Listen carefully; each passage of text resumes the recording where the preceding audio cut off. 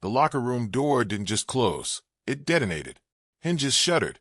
The echo lingered. Angelo Dundee, the man who had stood beside Muhammad Ali for over a decade, was already halfway down the corridor.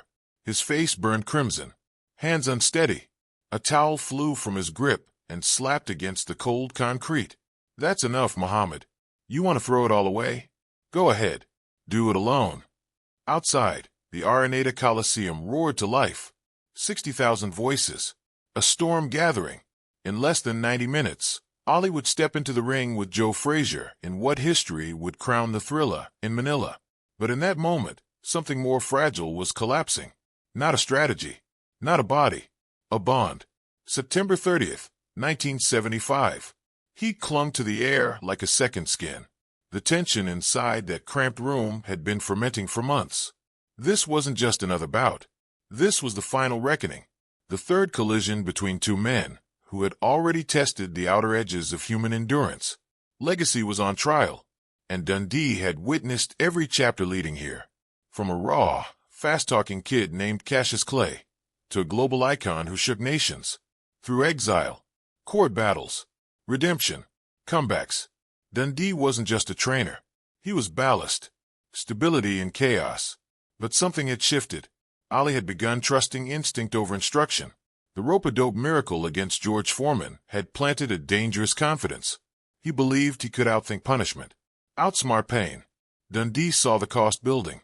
2 hours before the fight, the plan was laid out. Move. Jab. Stay off the ropes. Ali smiled. That familiar smile. The one that meant the decision was already made. "I got it, Angie. I'll let him wear himself out." That was the fracture point. "Trust you." Dundee snapped, voice rising.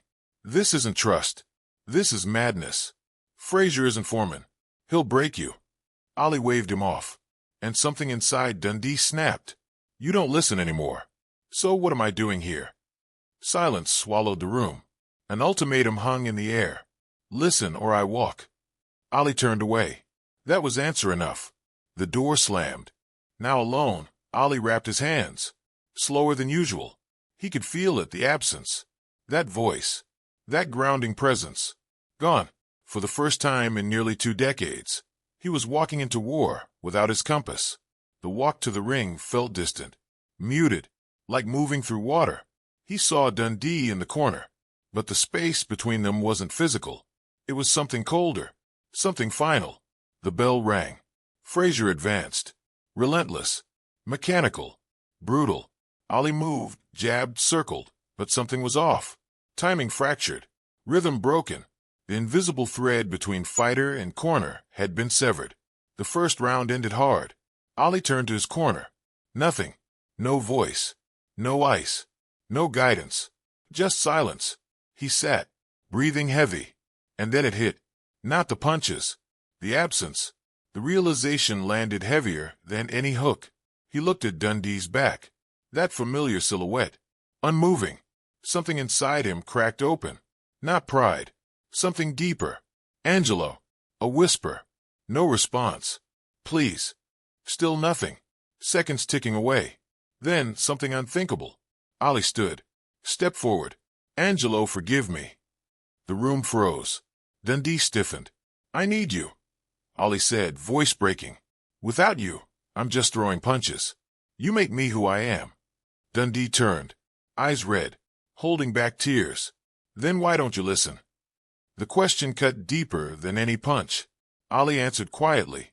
"Because you're not just my trainer, you're my father. And sons, they have to fall sometimes to understand." No performance. No poetry. Just truth. Raw. Dundee broke. Completely. He pulled Ali into an embrace right there in the corner. Two men stripped of ego, holding on to something bigger than the fight. The crowd didn't understand the words, but they felt it. "Listen to me," Dundee said, regaining control. "You box. You move. No ropes. No nonsense." Ali nodded. "After this," Dundee added softly, "we talk." Deal. What followed became legend, but not just for brutality. For discipline. Ali obeyed. For once, completely. Every command. Every adjustment. It was no longer improvisation. It was partnership reborn. When Frazier landed crushing blows, Ali didn't taunt. He looked to the corner and listened. By the 14th round, Frazier's corner stopped the fight. Victory. But Ali didn't celebrate. He collapsed, exhausted beyond language. Reached for Dundee's hand. "Did I do good?" A whisper. "You did perfect," Dundee replied. That night, they talked for hours. No cameras. No audience. Just honesty. Ali admitted his ego had swelled. Dundee admitted his fear had tightened. They rebuilt something stronger. Years passed. Titles faded. But that bond endured. Through illness.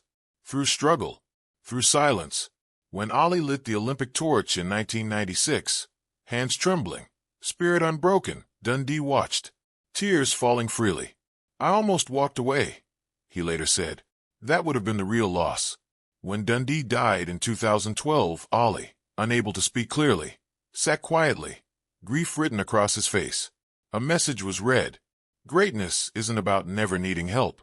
It's about having the courage to ask for it. That moment in Manila wasn't just about boxing. It was about surrender, about humility, about choosing connection over pride. The fight was won in the ring. But the real victory? It happened in the corner. The bell for the next round was already echoing. But something had changed. Not in the crowd. Not in the heat. Not even in Joe Frazier's relentless advance. The shift happened in that corner. In a quiet exchange that most people never fully understood. Muhammad Ali rose from the stool differently this time. No theatrics. No bravado. Just focus. Tight. Controlled. Across the ring, Joe Frazier kept coming forward like a storm that refused to break. Head low. Gloves tight. Pressure without pause. But now there was a voice again. "Move, Muhammad. Don't wait. Make him miss." Angelo Dundee was back. And Ali listened. The rounds began to blur into something primal. Sweat poured. Legs burned. Every breath felt borrowed. This wasn't boxing anymore. It was survival with rhythm. Violence with memory. Frazier kept digging into the body. Thudding shots. Brutal. Relentless. Ali answered differently now. He didn't linger. Didn't gamble on toughness. He moved. Snapped the jab. Slid just enough. Every motion carried intention. Short bursts. Then space. Again. And again.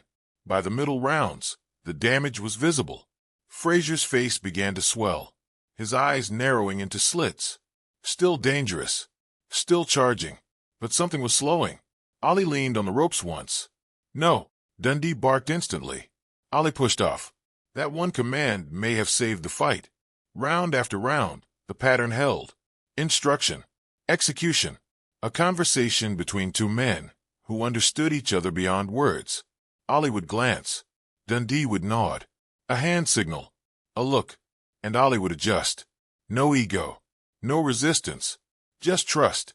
By the championship rounds, both fighters were operating on instinct and will. Nothing left in the tank. Everything on the line. Frazier launched one of his signature hooks. Violent, sudden, devastating. It landed. The crowd erupted. For a split second, the world tilted. But Ali didn't showboat. Didn't taunt. Didn't gamble. He turned. Looked straight at Dundee. "What now?" Dundee fired back instantly. A sharp combination. Precise. Ali threw it. Perfect.